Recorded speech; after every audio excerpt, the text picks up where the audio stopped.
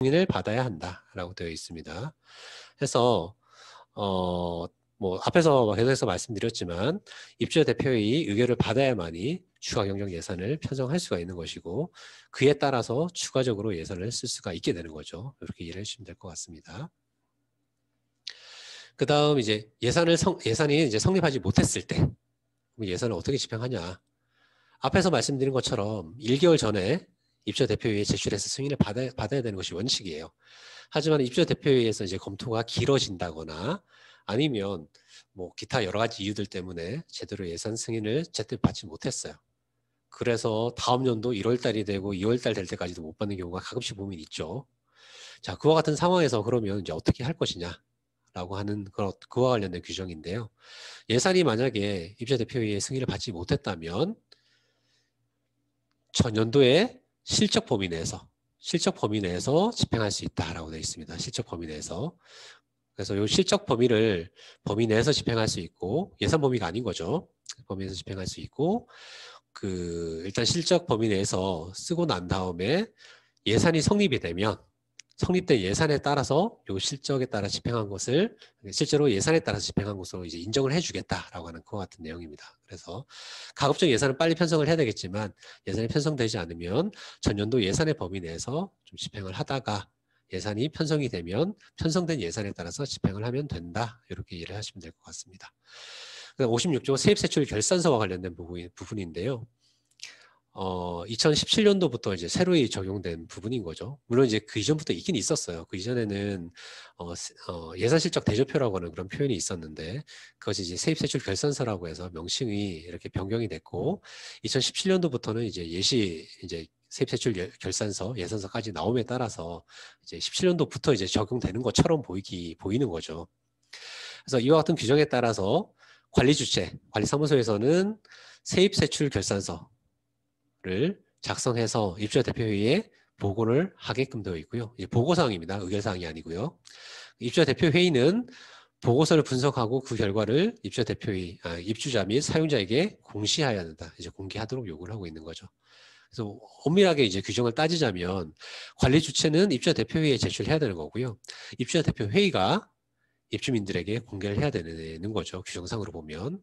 하지만 실제로 하다 보면 관리 주체가 입주자 대표회의 보고를 하죠. 입주자 대표회의는 이걸 가지고서 감사 보고서 쓰고 물론 이제 감사 보고 쓸 때도 관리 주체가 쓰는 경우도 종종 있더라고요. 그리고 그 결과 역시도 관리 주체가 직접 공개하는 경우가 실무적으로 진행되는 방법이 아닐까 싶어요. 그래서 이와 같은 규정들이 있다라고 하는 내용들을 좀 이해를 하시고 그리고 나서 실무적으로 어떻게 해야 되는지 어떻게 하고 있는지를 보시면 아 이거는 이제 규정에 따라서 하는 거구나 또는 아 이거는 규정이 없으니까 우리가 알아서 다시 말해서 유두리 있게 우리가 해도 되는 부분이구나 또 어떤 것은 이거 규정이 없으니까 우리가 그러면 좀 빼고 싶은데 빼도 되겠구나 이렇게 판단을 하실 수가 있게 되는 거죠. 그래서 앞에서 말씀드린 규정들을 가지고서 한번 예산에 대해서 다시 한번 좀 얘기를 해보도록 하시죠. 자, 앞에 있는 내용들 이제 다시 한번 요약을 하는 겁니다. 예산이라고 하는 것은 자, D-Day라고 하는 것은 1월 1일, 12월 31일 얘기를 하는 겁니다. 사업연도가 개시되는 날.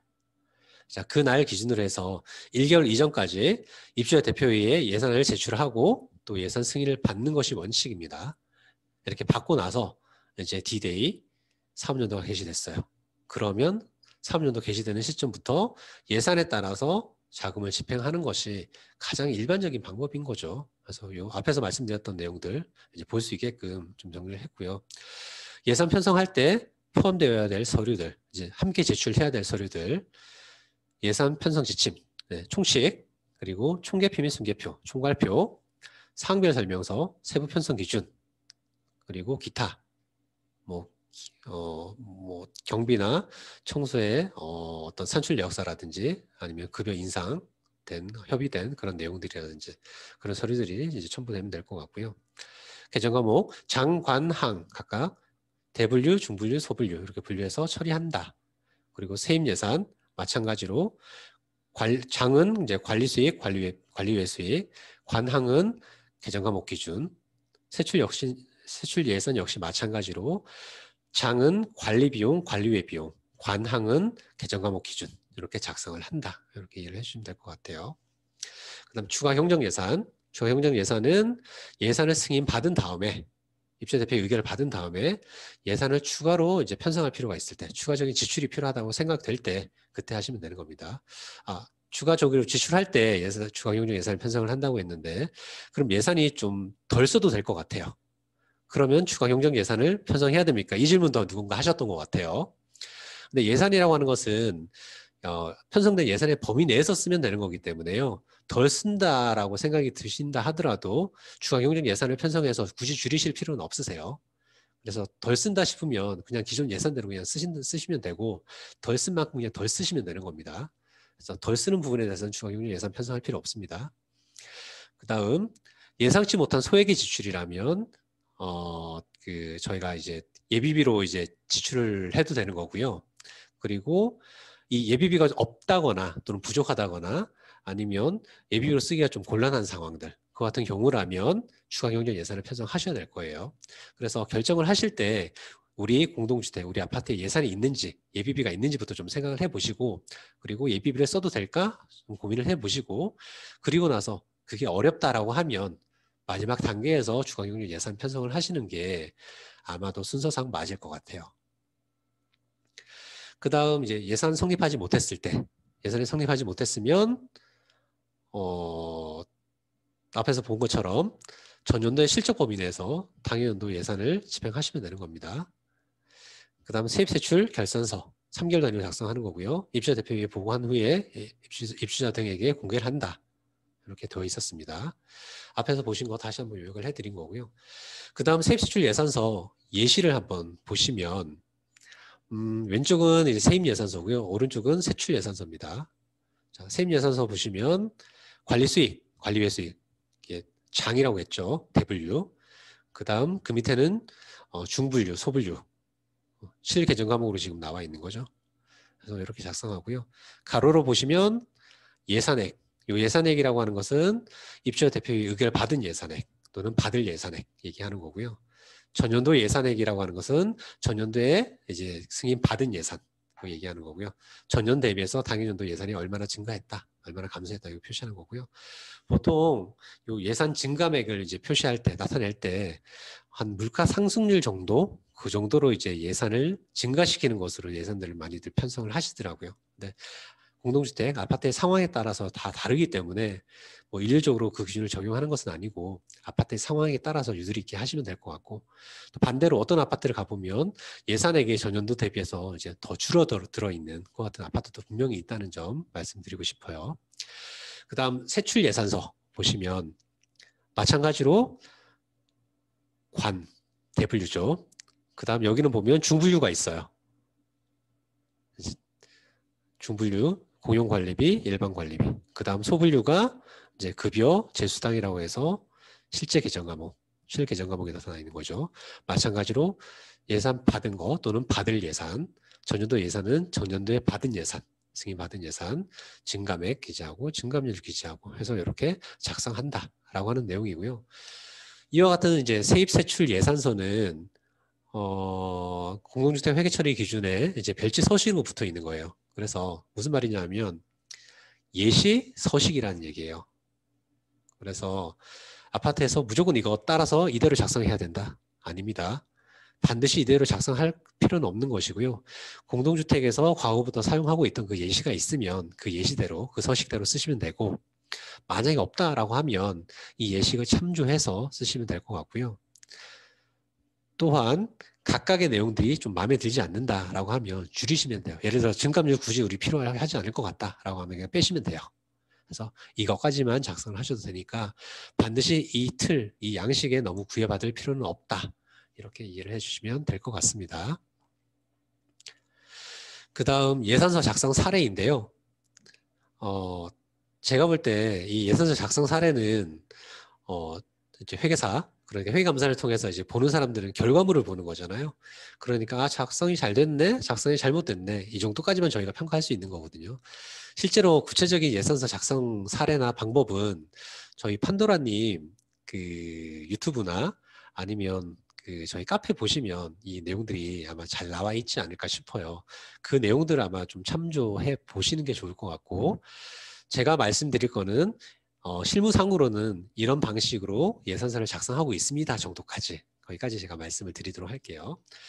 그래서 이제 표지 이렇게 만드시더라고요. 만드시는 데도 있고 만들지 않는 데도 있고. 근데 입주자 대표회의에 제출해야 되는 것인 만큼 신경을 좀 쓰시긴 하시는 것 같더라고요. 그래서 관리사무소 쓰시기도 하고 위탁사 이름 쓰시기도 하고 이제 방법이 다 다양하시더라고요. 그다음 목차 보시면 예산 편성 개요, 총칙. 자, 이런 것, 이 두 가지는 이제 어떻게 보면 이제 총괄표가 되겠죠. 그다음 세입 예산서, 세부 명세서, 세출 예산서, 세부 명세서. 요거는 이제 총계표가 될 것이고요. 세부적인 작성 기준. 그리고 7번 급여 인상 요구안. 이거는 예산 편성한 근거가 되는 거죠. 그래서 기타 사항, 기타 자료. 이렇게 이제 작성을 했어요. 이 아파트는. 이 아파트는 경비비나 청소비와 관련된 사항은 별도로 첨부하지는 않았어요. 이렇게 작성한 거고요. 그럼 예산 편성 개요. 그래서 기본 방향은 어쩌고 저쩌고 저쩌고. 뭐 예산 관리의 뭐 효율성을 제고하는 방향으로 우리가 예산을 편성을 했다. 그리고 예측 가능하게끔 예산을 편성했고, 뭐 부담을 최소화시키기 위해서 예산을 편성을 했다라고 하는 큰 틀에 있어서의 기본적인 방향을 나타내고 있는 거고요. 그 다음에 세부적인 항목별로 해서 어떻게 편성을 했는지 큰 틀에서 얘기를 하는 겁니다. 뭐 예를 들어서 경비비나 소독비, 승강 유지비 이런 것들은 계약 금액을 기준으로 해서 예산을 편성했다. 이와 같은 기준들을 제시를 하는 거죠. 그래서 이와 같은 내용들로 작성을 한다. 이해를 해주시면 될 것 같고요. 그 다음 예산 총칙. 예산을 작성함에 있어서 우리 나름대로 어떤 방향을 잡았습니다라고 하는 겁니다. 그래서 뭐 하나만 읽어보면 그 예산 편성, 공동주택관리법 시행령 제26조 제1항 및 회계처리 기준 제50도에 따라서 수입과 지출에 대한 예산을 편성한다라고 하는 가장 일반적인 예산 편성 방향에 대해서 나타내고 있는 거죠. 그래서 이런 것들을 다 합치면 예산 편성 지침, 다시 말해서 총칙이라고 그렇게 표현을 하고 있고, 실무적으로 보면 이와 같은 내용들에 기초해서 큰 방향들을 입주자 대표회의에 설명을 해주는 방법으로 이제 작성을 하는 경우가 많이 있더라고요. 그 다음 총계표 그리고 사항별 설명서 이 단지를 같이 작성을 했어요. 제가 사항별 설명서는 결국 이제 세부 편성 기준이니까 그 내용을 보면 왼쪽에 있는 예산액 이것은 총계표와 관련된 부분입니다. 총계표와 관련된 부분이고요. 오른쪽에 있는 산출 내역 이거는 사항별 설명서와 관련이 있는 거죠. 세부 편성 기준. 자, 하나만 보도록 할게요. 자, 승강기 수입은 8,300만 원 정도 잡았어요. 승강기. 근데 이 8,300만 원 어떻게 잡았냐? 전년도에 실제로 승강기 사용료를 다 모아보니까 8천만 원 되더라. 8천만 원 되더라. 그래서 올해도 한 8천만 원 정도 발생할 것 같습니다. 라고 해서 이와 같이 승강기 사용료, 세대 전출입에 따른 승강기 사용료는 8천만 원 예산을 잡았습니다. 이렇게 설명할 수가 있는 거죠. 그 다음 전년도에 인테리어 공사 때문에 승강기 사용료를 얼마나 납부했는지 보니까 300만 원 납부했었습니다. 우리가 징수했습니다. 그래서 첫 번째와 두 번째 전년도 실적 대비해서 보니까 8,300만 원 정도 저희가 수익금이 발생했습니다. 그래서 8,300만 원 정도 올해 수입이 발생할 것이다. 이렇게 예산을 잡았습니다. 라는 식으로 해서 설명이 가능한 거죠. 자, 이와 같이 총계표와 사항별 설명서를 각각 이렇게 작성을 하게 되는 거죠. 오른쪽은 이제 비용과 관련된 부분인데 이 비용도 한번 살펴보시죠. 비용도 예를 들어서 이제 급여 하나 보시면 1억 2,300만 원 세출 예산 급여에 대해서 편성을 했습니다. 이것을 어떻게 편성을 한 거냐 라고 해서 보면 급여 인상안에 따라서 관리사무소장은 한 명이고 급여를 뭐 대략 뭐 실무적으로 이렇게 금액이 책정되지는 않겠지만 300만 원 해서 12달 해서 3,600만 원 이렇게 책정을 했고 관리과장 한 명은 280만 원 실제로 이 금액보다 더 크겠지만 뭐 예를 든 겁니다.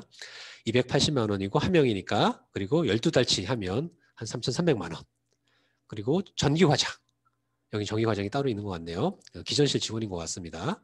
그래서 이렇게 해서 한 3천만 원 이렇게 또 책정을 하는 거죠. 그럼 격리주임 한 200만 원 해서 연간 2,400만 원.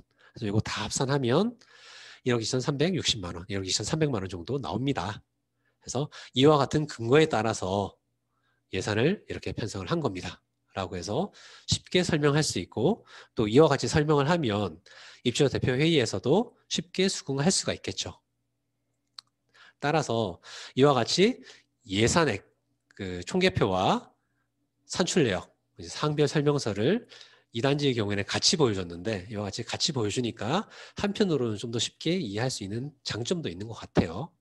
근데 앞에서 말씀드렸다시피 총계표 따로 있고 사항별 설명서 따로 있고 이렇게 이제 각각 작성해서 제출하도록 요구하고 있는 것이 회계처리 기준의 어떤 기본적인 내용이긴 하고 그 내용을 구체적으로 어떻게 이행할 것이냐라고 하는 부분에 있어서는 규정이 있는 것이 아니기 때문에요. 이와 같이 합산해서 표시하더라도 하등의 문제가 될 바가 없다. 이렇게 이해를 해주시면 될 것 같습니다.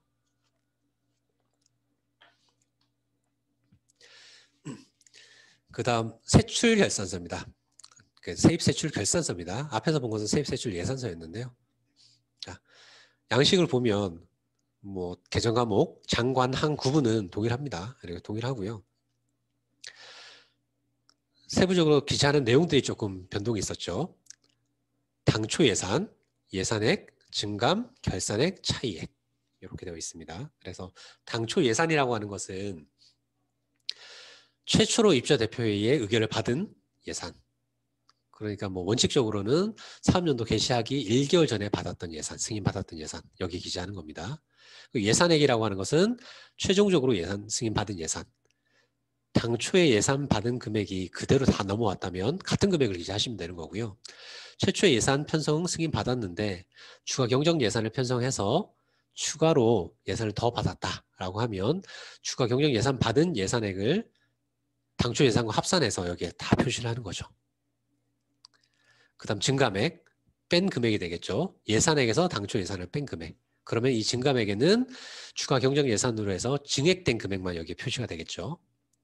그 다음 결산액이라고 하는 것은 세입세출 결산서를 작성해야 되는 그 매 분기 말 3, 6, 9, 12월 달 그 분기 말 기준으로 해서의 누적치 예를 들어서 3월 말 기준으로 세입세출 결산서를 작성하고 있다라고 하면 1, 2, 3월 합산한 운영성과표상의 금액 그리고 6월 달 기준으로 작성하고 있다라고 하면 1, 2, 3, 4, 5, 6까지 기재하는 거 9월 달이라고 하면 1월 달부터 9월 달까지 12월 달 결산액 기준이라고 하면 1월 달부터 12월 달까지 기재를 하는 거죠. 앞에서는 예산액이라고 하는 것은 그냥 연간 예산 다 기재하는 겁니다. 그냥 연간 예산 다 기재하는 거고요. 결산액은 3월 말 기준이면 3개월치만, 6월 말 기준이면 6개월치만 이렇게 기재를 하는 겁니다. 그래서 이 차이액은 예산액에서 결산액을 차감한 거. 그래서 예산액에서 결산액을 차감하면 앞으로 더 쓸 수 있는 금액이 나오는 거죠. 예를 들어서 연간 예산액 100을 받았는데 3월 달까지 20을 썼어요. 그러면 나머지 9개월 동안은 80을 쓸 수 있다는 얘기인 거죠. 그래서 이 차이액은 앞으로 쓸 수 있는 금액이 얼마인지를 알 수 있는 그 정보를 제공해 주는 거죠. 세출 예산도 마찬가지고요. 세입 예산도 마찬가지입니다. 작성하는 방법은 동일한 거니까 그렇게 이해를 해주시면 될 것 같습니다. 그리고 또 하나 강조할 거, 앞선 그 세입세출 예산서도 마찬가지지만 예시 서식입니다. 반드시 이대로 하실 필요 없어요. 그래서 우리 아파트는 이거 없어도 될 것 같다라고 하면 당초 예산 빼셔도 돼요. 뭐 예를 들어서 증감액 표시할 필요 없다. 빼셔도 돼요. 차이액이 아니고 우리는 차이율을 보여주고 싶다. 차이율 하나 더 넣으셔도 돼요. 그래서 양식은 상관없기 때문에 세입세출 결산서를 제출한다는 그 자체가 중요한 겁니다. 자, 그 다음 자주 하는 질문 몇 가지 뽑아봤어요. 네, 자주 하는 질문인데 실제로 이제 여러분들은 조금 더 다를 수도 있어요. 근데 제가 자주 들었던 자주 하는 질문이니까 저의 기준으로 좀 말씀을 드릴게요. 정산제 방식으로 관리비를 부과하고 있는데 예산은 불필요한 거 아니냐? 뭐 정산제로 하면 뭐 예산을 편성한다 하더라도 그것이 관리비 부과 방식에 영향을 미치는 것도 아니고 하기 때문에 불필요한 거 아니냐라고 하는 내용인데요. 그게 아니고 예산이라고 하는 것은 올해는 이 정도 범위 내에서 씁시다라고 하는 전체적인 어떤 방향을 나타내는 것이고 또 그 방향에 맞게끔 그 방향의 범위 내에서 실제로 집행을 하는 것이기 때문에 결산하고 예산은 어떻게 보면 직접적인 관련은 없어요. 직접 관련은 없는데 그럼에도 불구하고 예산의 범위 내에서 쓰는 것이기 때문에 결산, 실제로 각 세대 관리비 부과하는 거하고 예산은 별개의 문제이고 따라서 예산은 별개로 생각을 해주셔야 된다. 이렇게 말씀을 드릴 수 있을 것 같아요. 기본적으로 예산은 필요하다. 이 말씀 드리고 싶은 거고요. 두 번째, 공동주택 회계 처리 기준에 첨부된 세입 예산서, 세입 결산서, 세출 예산서, 세출 결산서 양식과 동일하게 작성해야 됩니까? 아니요. 반드시 동일할 필요 없고요. 그것은 말 그대로 예시이기 때문에 똑같이 작성하는 것이 권장되긴 하는데 반드시 그에 따라 하실 필요가 없으니까 여러분들 아파트에서 관리하고 있는 서식이 있다면 그 서식에 따라서 작성을 하시면 되는 겁니다. 다음, 추가 경정 예산 편성 없이 예비비에서 바로 집행 가능한지 이거 질문하시더라고요. 우리는 추가 경정 예산 편성하려고 하면 너무나 절차가 복잡하고 입주자 대표의 승인도 받기도 어렵고 동별 대표자분들이 막 뭐라고 하세요. 그래서 추가 경정 예산 없이 그냥 예비로 쓰고 싶은데 가능할까요? 라고 하는 질문들을 하시거든요. 관리비라면 예비비에서 집행하는 것이 가능하기 때문에요. 크게 걱정하지 않으셔도 될 것 같아요. 그래서 예비비가 있는 상황에서 예비비의 사용 요건에 부합한다면 추가 경정 예산 편성 없이 예비비에서 쓸 것을 감안해 보실 수도 있을 것 같아요. 그런데 가끔씩 이런 질문들을 하시는 경우가 있어요. 제일 밑에 보시면 자, 어린이 놀이시설 정기검사비가 2년 단위로 이제 매년마다 발생합니다. 정기검사를 매년마다 2년마다 받으셔야 되니까요. 근데 이제 그 올해가 정기검사를 받아야 되는 연도예요. 그래서 예산에 어린이 놀이터 정기검사비 한 50만 원 이렇게 예산을 편성을 해야 되는데 소장님이 깜빡 잊었어요. 예산 편성을 못 해버렸네요. 그래서 수선유지비에 반영이 안 되어 있어요. 자, 예산이 부족한 거니까 이거 예비비에서 바로 쓰면 안 될까요? 이 질문들 하시거든요. 근데 이거는 예비비를 사용할 수 있는 요건 자체가 안 되는 거죠. 왜냐하면 예비비라고 하는 것은 예상치 못한 어떤 긴급한 상황이 발생해야 되는데 어린이 놀이시설 정기검사비라고 하는 것은 주택관리사라고 하는 전문가가 바라봤을 때는 당연히 예상할 수 있어야 되는 거거든요. 예상 못하는 것이 아닌 거죠. 따라서 이와 같이 당연히 예상이 가능한 부분에 대해서는 예비비로 쓰는 것이 아니고 추가 경정 예산을 편성해서 예산에 반영을 한 다음에 각 세대에 관리비를 부과하는 방식을 운영하는 것이 보다 합리적인 방법일 것 같습니다. 그 다음 세입 결산서, 세출 결산서 양식에 기재된 당초 예산, 예산액, 결산액 등에 기재할 금액은 무엇인가요? 라고 해서 처음 이 서식이 나왔을 때 상당히 질문들을 많이 하셨어요. 지금은 이제 어느 정도 좀 정리가 된 상황이긴 한데 자, 말씀을 드리자면 당초 예산이라고 하는 것은 최초에 받은 예산, 입주자 대표로부터 처음 이제 받은 예산 그걸 얘기를 하는 거고요. 예산액이라고 하는 것은 현재의 예산액, 마지막으로 이제 예산 승인을 받은 거 금액, 추가 경정 예산을 통해서 마지막으로 승인받은 예산 그 얘기하는 거고요. 증감액은 여기에서 이거 뺀 거, 반대로 여기에서 이거 뺀 거 얘기하는 거고요. 결산액이라고 하는 것은 3, 6, 9, 12월 달 누적치 결산액, 누적 손익 계산서 운용 성과표상의 금액을 얘기하는 거고요. 차이액이라고 하는 것은 예산액과 결산액 간의 차이. 그래서 이 차이액은 결국 앞으로 얼마만큼 더 쓸 여지가 있다라고 하는 그것을 나타내 주는 거죠. 다음 3개월마다 작성하는 세입세출 결산서의 입주자 대표의 보고 및 입주자 등에게 공개하는 시기 또는 시기는 언제인가요? 라고 하는 질문도 하고 있는데요. 앞에서 이제 회계처리 기준 보셨다시피 명시적인 규정이 없어요. 3개월마다 작성하게끔 되어 있지 작성해서 뭐 4개월 만에 또는 5개월 만에 반드시 입주민들에게 공개해야 된다라고 하는 규정이 있는 것이 아니기 때문에요. 각각의 공동주택 상황에 따라서 알아서 적당히 잘 하시면 될 것 같습니다. 다음 사용료도 예산을 편성해야 되는지 사용료는 우리가 통제할 수 있는 게 아닌데 이거 해야 됩니까? 라고 말씀을 하세요. 제 개인적인 생각으로는 조금 이제 법에서 과하게 이제 규정을 만들고 있는 것이 아닌가 싶은 생각은 들긴 하는데 일단 사용료도 이제 관리비 등에 해당하기 때문에 원칙적으로는 예산에 편성을 하시는 게 맞습니다. 이제 규정상으로는 편성을 하셔야 되는 것이고요. 다만 이제 시군구청에서 감사가 나왔을 때 사용료 부분에 있어서 예산을 초과해서 집행을 했다 하더라도 사용료에 대해서는 특히 이제 지적한다거나 문제 삼는 거는 그런 경우는 본 적은 없었기 때문에 사용료에 대해서는 너무 걱정하지 않으셔도 되지 않을까 싶어요.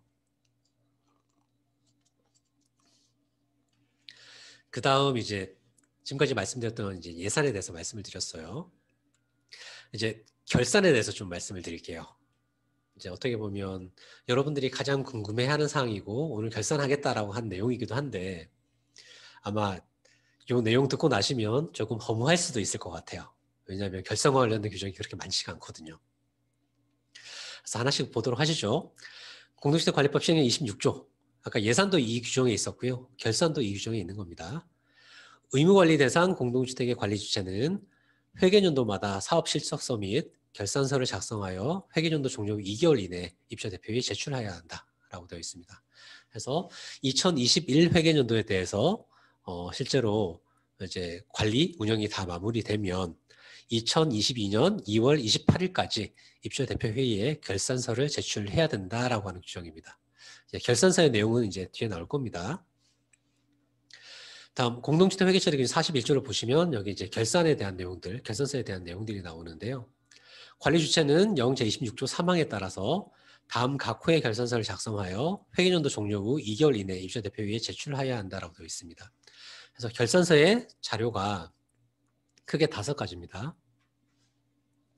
첫 번째는 재무상태표, 두 번째는 운영성과표, 세 번째는 이익잉여 처분 계산서, 네 번째는 주석, 다섯 번째는 세입 세출 결산서. 이 5가지입니다. 보시면 실무하고 조금은 다를 수 있어요. 대표적인 것이 부속명세서가 없어요. 보시면 없죠. 부속명세서는 이제 주석이라고 하는 것에 이제 포함되어 있는 거고요. 그래서 여러분들 실무적으로 하시는 걸 보면 주석 작성하고 부속명세서 작성하시는 아파트도 나름 꽤 많이 있는 것 같더라고요. 그래서 주석의 내용이 부속명세서의 내용하고 거의 유사하기 때문에 주석이다라고 이렇게 이해를 해주시면 될 것 같고요. 그럼 또 어떤 아파트를 가보면 통장 이제 12월 31일자 잔액을 다 첨부하시더라고요. 잔액 증명서는 아무튼 규정에 따라 별도로 첨부를 해야 되는데 통장 사본을 다 첨부하시는 경우도 있으세요. 의무사항이 있는 것은 아니고요. 그 공동주택의 상황에 따라서 그렇게 하고 싶으면 하시면 되는 겁니다. 반드시 규정이 있는 것이 아니고요. 그 다음 또 어떤 아파트를 가보니까 통장 실물하고 이제 확인했다라고 하는 뭐 확인서 비슷하게 이렇게 또 작성해서 첨부하시는 아파트도 있더라고요. 그거 역시도 마찬가지로 의무사항이 아니기 때문에 선택적으로 하시면 되는 겁니다. 그 다음 이제 결산은 해당 회계연도 회계처리 기준, 회계처리 상태를 명료히 파악할 수 있도록 명료하게 작성해야 한다. 뭐 이렇게 되어 있고요. 등등등. 뒤에서 다시 한번 말씀드릴게요. 다음 이제 결산서의 보관이라고 해서 결산을 수행할 경우에 작성된 결산서는 출력하여 편철하고 관리사무소장에 도장을 찍은 후 보관하여야 한다라고 되어 있습니다. 그래서 결산서 제일 앞 페이지에 소장님 도장 찍어야 됩니다. 내가 했다. 내가 책임진다. 내가 책임자로서 내가 책임진다. 라고 하는 그런 의미가 되는 거죠. 한편으로는 내가 검토했다라고 하는 의미도 될 수 있는 거죠. 그래서 반드시 해야 되는 것은 관리사무소장 도장을 찍어야 된다는 것이고요. 이제 부수적으로 이제 회계 담당자가 보통 결산서를 작성하니까 회계 담당자가 도장을 찍는 경우도 있고 자기 이름 쓰는 경우도 있고 이렇게 있습니다. 또 어떤 경우에 가보면 이거 그 결산서 보고받은 동별 대표자 분들이 전부 다 본인 사인들 다 하시는 경우도 있고 그래서 어떻게 관리할 것이냐라고 하는 것은 공동주택 상황에 따라 하시면 되고요. 반드시 하셔야 되는 것은 관리사무소장은 도장 찍어야 된다. 책임자이자 검토자로서 그 역할을 해야 되기 때문에요. 그 다음 결산서를 보관할 때는 잔액증명서 원본을 함께 첨부해야 된다. 저희 이제 회계처리 기준에 따라서 잔액증명서는 매월마다 받으셔야 됩니다. 따라서 12월 달에 이제 받으신 어떤 잔액증명서는 12월 달 결산서에 첨부를 하셔야 되는 것이고요. 또 아파트들 보면 월 결산을 사실상 하고 계시죠. 월별로 재무제표도 뽑으시고 월별로 이제 부속명세서를 뽑는 경우도 있고 또 왜냐하면 이제 관리비를 월별로 부과하셔야 되기 때문에 그렇게 하고 계시는데요. 그와 같이 월별로 이제 결산서를 다 작성하신다면 월별 결산서에다가 예급 잔액증명서 원본을 이제 첨부해서 그렇게 관리하시면 될 것 같습니다. 그 다음 43조 보시면 재무제표 작성이라고 해서 재무제표는 다음과 같다라고 되어 있습니다. 재무상태표, 운영성과표, 이익잉여 처분 계산서, 주석. 세입세출 결산서 없는 거죠. 결산서에는 세입세출 결산서가 포함되어 있는데 재무제표에는 포함되어 있지 않다. 이렇게 이해를 하시면 될 것 같고요. 그 다음 밑에 제 3항을 보시면 재무제표상의 각 항목은 총액에 따라 적는 것을 원칙으로 한다. 라고 해서 상계를 하지 못하게끔 하고 있습니다. 대표적인 것이 부가세 예수금, 부가세 대급금, 총액에 따라 적는 게 원칙입니다. 근데 이제 이게 조금 다른 게 기업회계에서도 이제 총액에 따라 적는 것을 원칙으로 하고 있는데 예외적으로 이제 순액으로 기재하는 것을 별도로 정하고 있어요. 예를 들어서 이제 같은 관할 세무서 또는 관할 당국, 세무 당국에 내가 내야 될 것이 있고 받아야 될 것이 있는 경우에는 상계할 수 있다라고 되어 있어요. 내가 상계를 한다는 그 전제 조건 하에서요. 그래서 뭐랄까요? 그 동일한 과세 당국에 내가 낼 것과 받을 것이 있고 또 내가 상계해서 순액만을 지급하거나 돌려받을 의도가 있는 경우라면 상계한다라고 하는 규정이 있어요. 하지만 공동주택은 그게 없기 때문에 원칙적으로는 부가세 대급금과 부가세 예수금을 각각 표시하는 게 어떻게 보면 규정에 가장 부합하는 방법인 거죠. 또 다른 예시로서 어떤 것이 있냐면 외부에서 납부하는 전기료. 뭐 예를 들자면 외부의 알뜰장 사업자분들이 아파트에 이제 전기를 쓰고 나서 하루 쓸 때마다 10,000원씩 지급하는 경우, 이와 같은 경우가 종종 있을 수 있는데요. 이와 같이 외부 사업자가 전기료를 쓰고 10,000원이라고 하는 돈을 줬다면 그 10,000원이라고 하는 돈에 대해서는 상계를 해서 전기료 해서 바로 차감하는 게 아니고 그 전기료는 전기료. 죄송합니다. 제가 잘못 말씀드렸네요. 그 전기료에서 상계해서 표시를 하게끔 요구를 하고 있어요. 왜냐하면 전기료라고 하는 것은 사용료이기 때문에 사용료는 징수대행의 개념이 적용이 되는 것이기 때문에 징수대행의 경우에는 실제로 징수대행하는 금액, 대신해서 납부하는 금액을 전기료에 기재를 하게끔 되어 있거든요. 그래서 외부 사업자로부터 전기료를 받는 경우에는 전기료 고지서상의 금액에서 그 외부 사업자로부터 받는 금액을 차감한 이후의 순액을 전기료로 계산을 하게끔 되어 있어요. 그래서 총액에 따라 적는다라고 하는 것에 대한 어떤 표현, 적용할 때는 각각의 상황별로 해서 조금씩 달라질 수 있다라고 하는 부분들을 명확히 이해를 하셔야 돼요. 총액에 따라 적는 것이 원칙이기 때문에 총액에 따라 적는데 다른 규정이 있다면 방금 전에 말씀드렸던 전기료라고 하는 것은 징수대행이라고 하는 공동주택관리법령상에 다른 규정이 있는 거죠. 그와 같이 다른 규정이 있으면 총액에 따라 적는 것이 원칙이지만 그 다른 규정에 따라서 또 이제 적용을 해야 되는 것이기 때문에 그와 같은 경우에는 총액이 아니라 순액으로 기재하게 되는 상황도 발생할 수 있다. 이렇게 이해를 해주셔야 되는 겁니다. 그 다음 네 번째, 재무제표의 기간별 비교 가능성을 높이기 위해서 전기 재무제표의 계량 정보를 단기와 비교하는 형식으로 표시하여야 한다라고 되어 있습니다. 그래서 단기가 나오면 반드시 전기가 나와야 되는 겁니다. 단기 12월 31일이다라고 하면 전기 12월 31일 반드시 함께 표시를 해야 되는 겁니다. 그래서 이 부분 정도 이해를 해주시면 될 것 같습니다. 그 다음 제 44조 재무상태표 내용을 보시면 중요한 게 두 번째, 자산이라고 하는 것은 유동자산, 비유동자산을 구분하고 회계연도 종료 1년 이내에 현금화되거나 실현될 것으로 예상되면 유동자산으로 그 밖의 경우에는 비유동자산으로 구분한다라고 되어 있어요. 그래서 예를 들자면 미부와 관리비 같은 경우에는 다음 달 말까지는 최소한 회수될 것이다라고 예상이 되는 거죠. 실제로 회수됐는지 여부는 별개의 문제로 하고 회수될 것으로 예상이 되기 때문에 유동자산이 되는 겁니다. 아파트의 경우에 재고자산이 있긴 하지만 그 재고자산이 통상 1년 이내에 소진될 것이다 라고 예상이 되기 때문에 재고자산도 유동자산을 분류하는 거고요. 이에 반해서 장기순 충당 예치금 밑에 뭐 나오긴 하지만 장기순 충당 예치금은 1년 이내에 쓸 것이다 라고 해서 예상이 안 되는 거죠. 이거는 알 수가 없기 때문에 장기순 계획에 따라 쓰는 것이기 때문에 그 같은 경우이기 때문에 장기순 충당 예치금은 비유동 자산으로 분류하게 되는 겁니다. 이게 그냥 그렇게 구분하는 것이 아니고요. 이와 같은 회계처리 기준상의 요구사항들이 있기 때문에 그렇게 구분을 하는 겁니다. 그 다음 5번 순자산은 재적립금과 미처분 이익용으로 구분한다라고 되어 있습니다. 그래서 이 내용은 무슨 뜻이냐면 관리비 예치금이 순자산에 포함되지 않는다는 얘기입니다.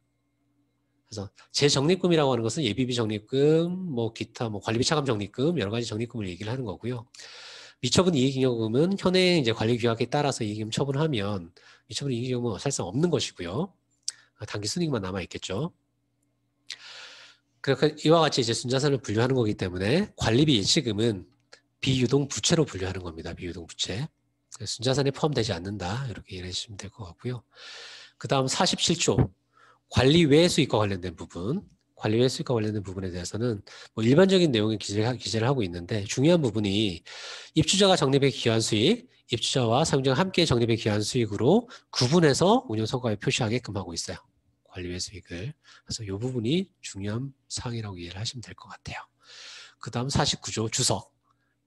이런 거 다 주석에 기재를 해야 됩니다라고 해서 아파트의 개요, 관리비 배부 기준, 회계 처리 기준, 관리외 손익의 인식 기준, 발생주의냐 아니면 계정별 현금주의냐, 보험 가입 어떻게 되어 있느냐, 뭐 가입 금액이 얼마이고 또 보험료 얼마 납부했느냐 등등등. 계약 체결, 누구랑 얼마의 기간 동안 얼마의 금액으로 계약 체결했느냐. 그 주요 계정 과목의 부속 명세, 이게 부속 명세서가 되겠죠. 그다음 주요 충당금 및 적립금의 사용 명세. 뭐 대표적인 것이 주요 충당금의 대표적인 것이 장기순 충당금이죠. 이 장기순 충당금의 사용 명세, 어디 썼니?라고 하는 그 내용들 나가셔야 되고요. 일반 관리비 명세, 3개월 이상 연체된 미납 관리비 연체 월별 금액, 미납 집계표 얘기를 하는 겁니다. 그 다음 계류 중인 중요한 소송 사건, 12월 31일 현재 소송이 있다면 그 소송의 내용 공시하게끔 되어 있습니다. 그 다음 회계처리 기준 제39조 사산실사. 자, 관리사무소장, 소장이 매 회계연도 말일 기준으로 해서 재고와 유형자산에서 실사를 해야 돼요. 카운팅을 해야 된다는 얘기면 실제로 눈으로 보고 몇 개가 있는지 확인하셔야 된다는 얘기입니다. 그럼 그렇게 이제 확인하고 나서는 자산 출납부에 자산실사 일자, 자산실사 참여자, 실사 결과의 자산실사 내용을 기록하여 보관해야 된다라고 하는 내용이 있는 거고요. 그 다음 장부의 마감. 매월 결산 처리 결과를 출력해서 관리사무소장과 한 명 이상의 입주자 대표회의 감사나 이름을 쓰거나 도장을 찍어 보관해야 된다. 회계장부에다가요. 전산으로 관리하는 경우에. 이와 같이 내용이 나와 있습니다.